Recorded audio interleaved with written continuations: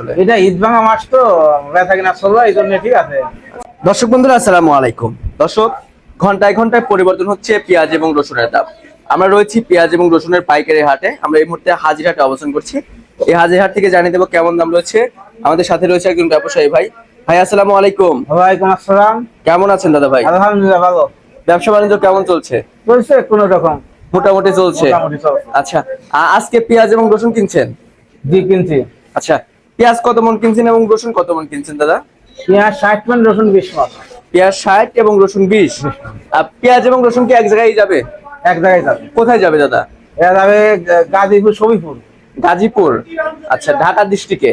না, গাজীপুর ডিস্ট্রিক্ট। ও, গাজীপুর ডিস্ট্রিক্ট। আচ্ছা আচ্ছা। ওখানে বর্তমানে পেঁয়াজ এবং রসুনের চাহিদা কেমন রয়েছে আমাদের পাবনা জেলার?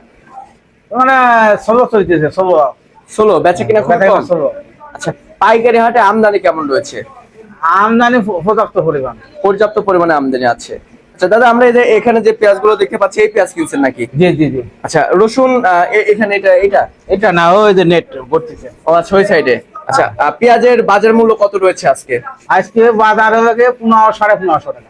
15, 15.5। হ্যাঁ। আর রসুনের দাম কেমন আছে? রসুন যেটা 3035, ওইটা আজকে 2800, 2700।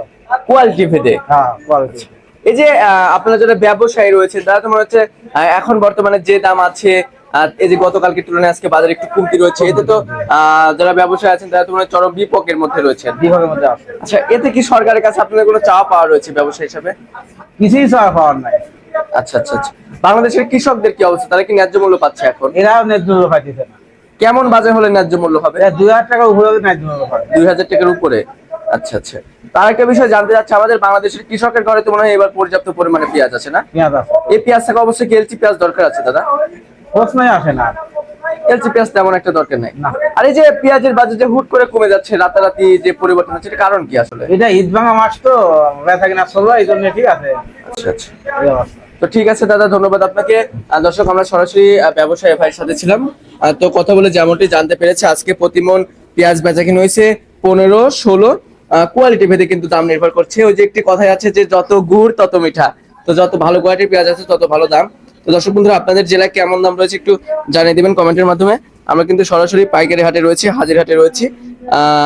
আজকে প্রতিমন পেঁয়াজ বেচা কিনা হয়েছে, আমি আবারও জানিয়ে দিচ্ছি, প্রতিমন রয়েছে 15, 16 চলতি বাজার রয়েছে। তো দর্শক, এটা আবার খরচ আছে, ঢাকা এবং চট্টগ্রাম যাইতে খরচ হয় প্রতি কেজিতে 4 থেকে 5 টাকার মতো, প্রতি মনে 200 টাকা এরকমই খরচ হয়েছে, দূরত্ব ভেদে কিন্তু খরচ হয়। তো দর্শক বন্ধুরা, আপনাদের জেলায় কেমন দাম রয়েছে খুচরা এবং পাইকারি একটু কমেন্ট সেকশনে জানিয়ে দিবেন। তো দর্শক, এই ছিল আমার কাছে পাবনা জেলার ঐতিহ্যবাহী পেঁয়াজের পাইকারি হাট থেকে সর্বশেষ বাজার পরিস্থিতি। আপনার সাথে পরবর্তী কোনো ভিডিওতে দেখা হচ্ছে। আল্লাহ হাফেজ।